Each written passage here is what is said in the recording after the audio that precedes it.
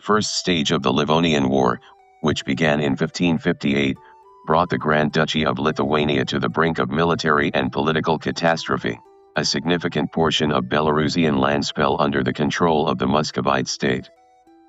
On July 1, 1569, the Union of Lublin was signed in Lublin Castle, proclaiming the establishment of the Polish-Lithuanian Commonwealth, a federation of the Kingdom of Poland and the Grand Duchy of Lithuania. During the first decade following this event, no new coins were minted. Both states continued using the monetary production of previous years. After the election of Stephen Bathory as king of the Polish-Lithuanian Commonwealth, a monetary reform was implemented.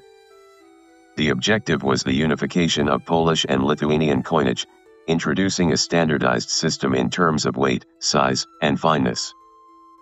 However, monetary calculations continued to be conducted in two separate currencies, Lithuanian and Polish. Coins from this period are marked with number 5. Notable examples include the double denarius of 1579 and the 3 groschen coin, known as the trojak, of 1586. In the new monetary system of the Grand Duchy, trojaks occupied a central place and were minted continuously until Bathory's death. During this time, Lithuanian trojaks featured an additional heraldic element, the Leliwa coat of arms, belonging to Jan Hlibois, the Grand Treasurer of the Grand Duchy of Lithuania. The position of Grand Treasurer was akin to that of a modern Minister of Finance or Chairman of the National Bank of Belarus. The tradition of depicting the coats of arms of Lithuanian Grand Treasurers on coinage continued in subsequent years. The monetary system of the Grand Duchy experienced a certain revival during the reign of Sigismund Vasa. Coins from this period are displayed under number 6. During this era, numerous mints of the Polish-Lithuanian Commonwealth, including those in Vilnius, produced large issues of coins of various denominations.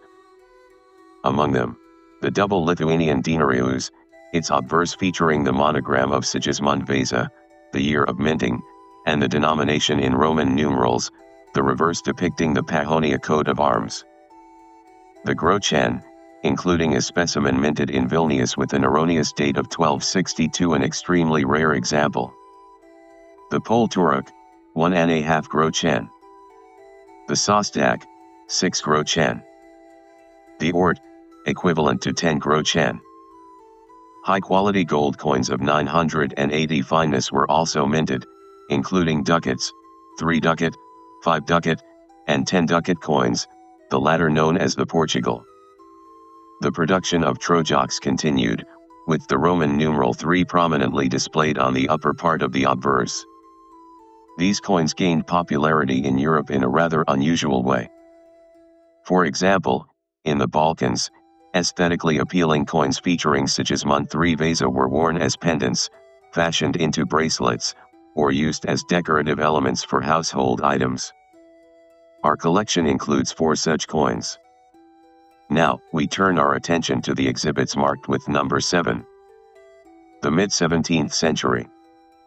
John II Casimir Vasa sits on the Polish-Lithuanian Commonwealth's throne. The state is in the midst of a severe socio-economic and political crisis. Prolonged military conflicts, including the Cossack Peasant War and wars with the Muscovite state and Sweden, exacerbate economic difficulties. Military expenditures far exceed all reasonable limits, and the state treasury is unable to meet its most pressing obligations, particularly those related to the army. In 1659, a monetary reform was initiated to stabilize the financial situation by introducing debased coinage with an artificially inflated value. The reform was led by the scholar and entrepreneur Tito Livio Berrettini, an Italian by origin.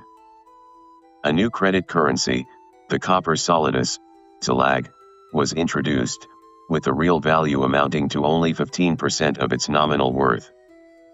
Among the populace, this coin acquired the pejorative nickname Borodinka, a diminutive derived from Berrettini's name. The obverse featured a portrait or monogram of John Casimir, while the reverse displayed either the Polish eagle or the Pahonia coat of arms. Additional mints, including one in Brest, modern-day Brest, Belarus, were established to increase the production of borodinkas. Calculations indicate that within a short period, nearly 1 billion copper solidi were issued, a veritable copper flood that further destabilized the state's economy. In 1663, the Italian Burattini was succeeded by the German financier Andreas Tief. He convinced the governmental commission of the Polish-Lithuanian Commonwealth to approve his plan for issuing coinage with a silver content far below the standard requirement. The project was accepted, and the value of silver coinage was artificially inflated by 2.5 times. To justify this evident deception, an inscription was placed along the obverse rim in Latin, Dat prativum servatus salves posi orc metallo est, the desire to save the fatherland outweighs the value of metal.